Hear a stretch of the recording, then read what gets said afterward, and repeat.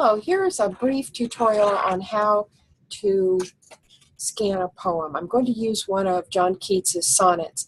Sonnets are relatively easy to work with because we know ahead of time that they are typically going to be in iambic pentameter, that they're going to be 14 lines, and they will either be organized by the standard of the Elizabethan or English sonnet, which will have 3 quatrains, that's groups of lines, 4 lines at a time, and a concluding couplet, or they might choose to use the Italian or Petrarchan structure, which is an octave, a section of 8 lines, and then a section called the sestet, which is the final 6 lines.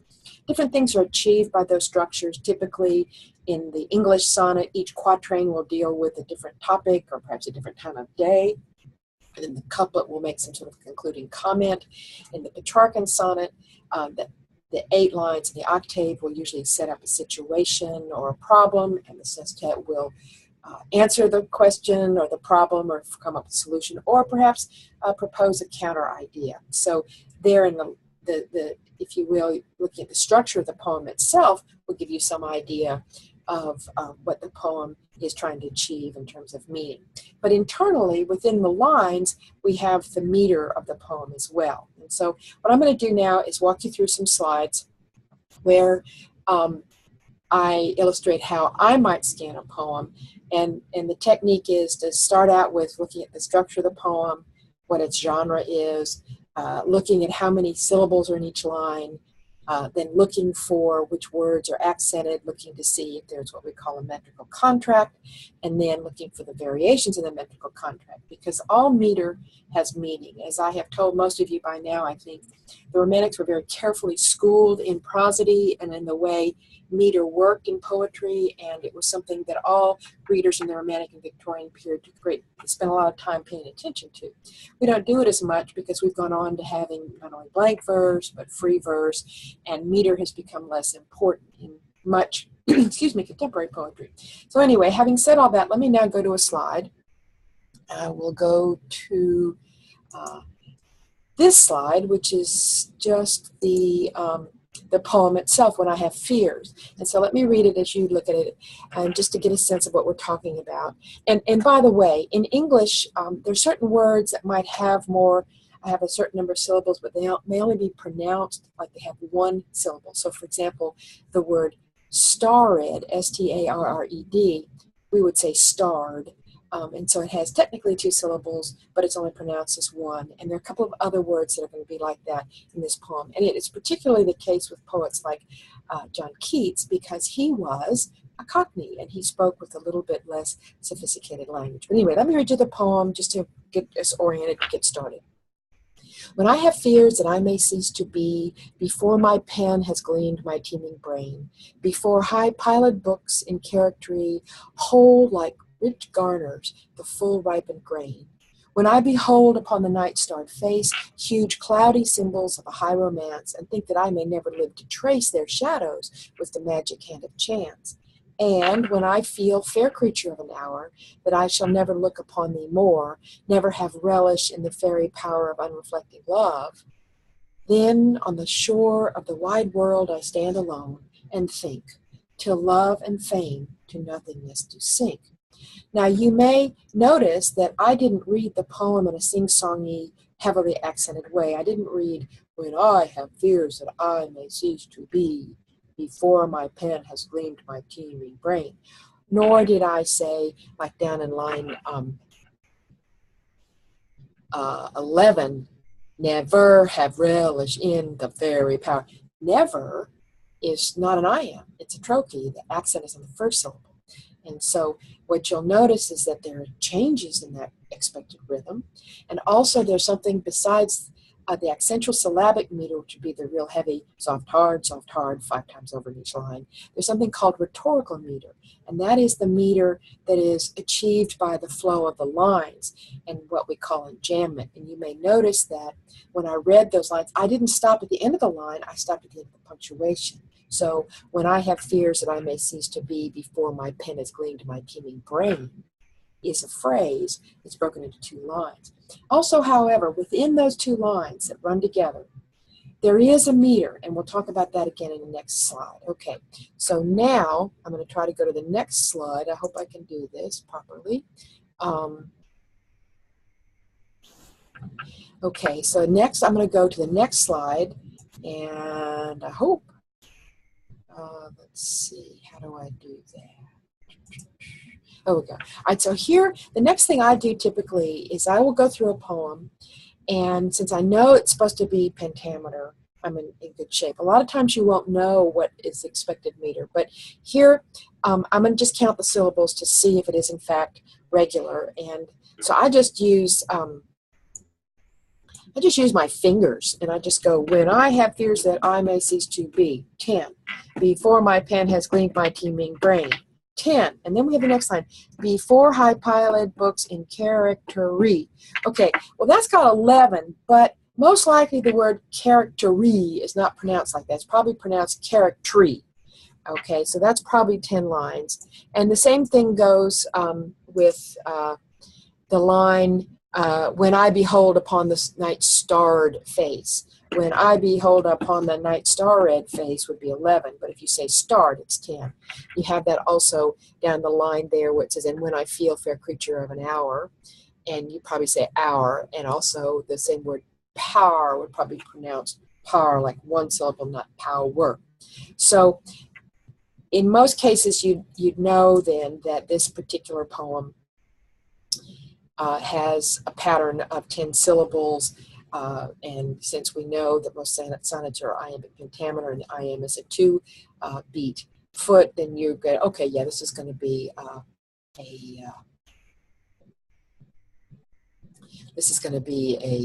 iambic pentameter sonnet. Okay, now the next thing to do then is to go back to the next screen, which is, let's find it. Okay, that's this blue one. Come on.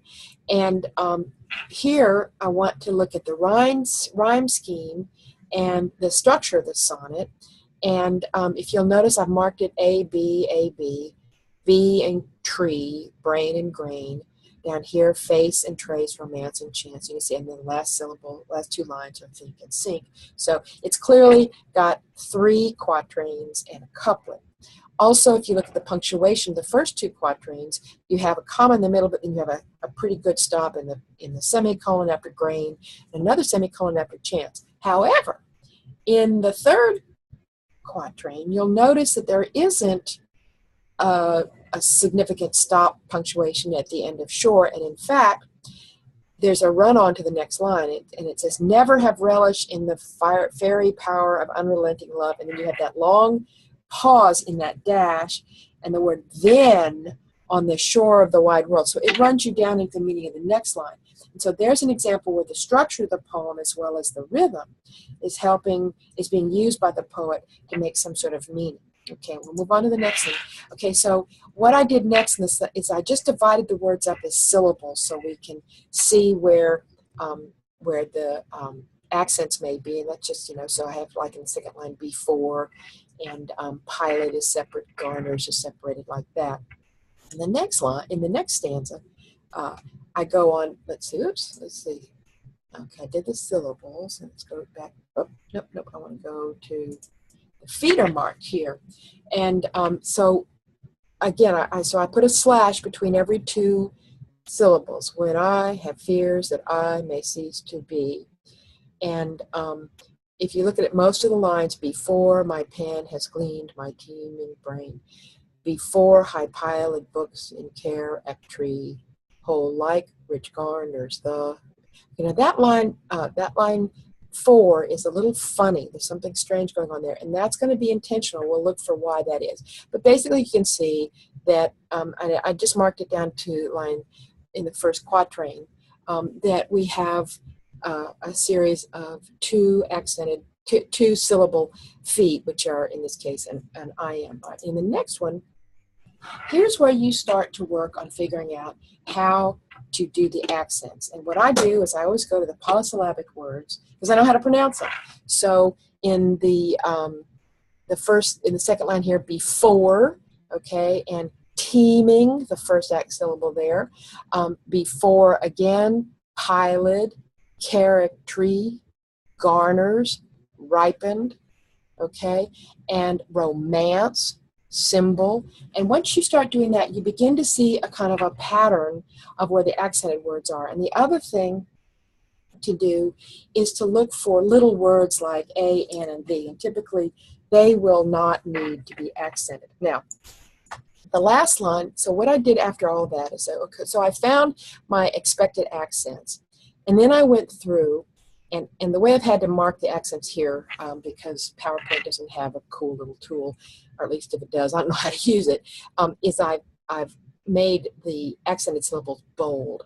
And so when you see the first line, when I have fears that I may cease to be, and the next line, before my pen has gleaned my teeming brain. And in the third line, before high piled books in care of tree. So those lines are very regular, and we see that then as a metrical contract. You can also see that in the first line of the second quatrain, when I behold upon the night starred face.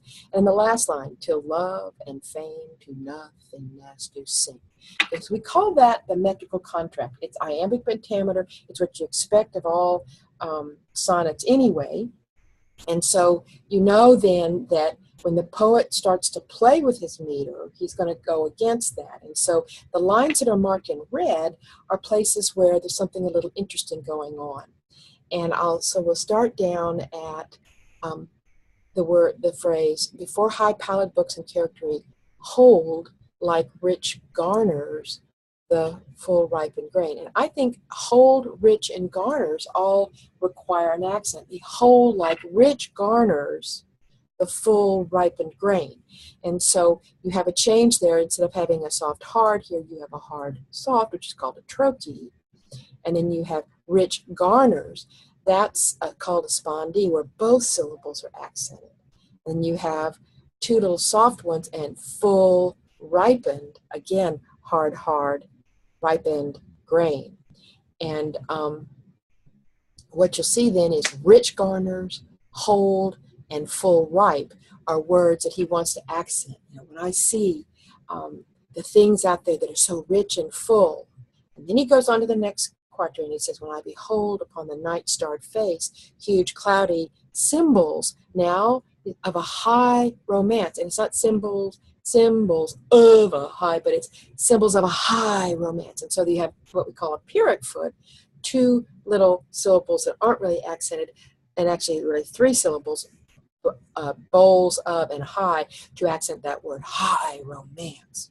The next line is regular, and think that I may never live to trace their shadows with the magic hand of chance. Oh, the second half of shadows is soft, and with, I don't think really needs an accent. And just like up in line 6, where you have the symbols of a high romance, shadows with a magic hand. So you have high romance, magic hand, emphasized by this sort of skipping rhythm there. And these then are things that the poet wants us to call attention to, even if almost subliminally. And then in the next quatrain, he talks about seeing, so the first book stanza he talked about seeing the books, next one he sees the sky, now he's going to look at his beloved, and he says, when I feel fair creature of an hour. And there we have creature of an hour, and emphasizing the fact that this is a passing thing, it's brief, that I shall never look upon thee more, and thee and more I think are both accented. And then there's that line I mentioned before, never have relish in the fairy power of an unreflecting love. Pause. Then on the shore, I think the word the should be in there. Yeah, it should be. Of the wide world I stand alone and think, till love and fame to nothingness do sink. And so you have really interesting variation in that. Those last two, the lines, let's see, 11 and 12 there, where what's happening is it's really hitting him that he's going to be dying. He's never going to see her anymore. He's not going to relish the very power of love. And that's when he goes, oh man, then on the shore of the wide world I stand and think. And love and fame to nothingness. And all these things just sort of go down into nothingness. And that's kind of grim. It's kind of kind of hard. And he goes back to that regular sort of sing-songy and da da da da da da syllable rhythm, excuse me, in that last line to make that point. So I hope this helps. And if it doesn't, well, call me up or email me and I'll try again.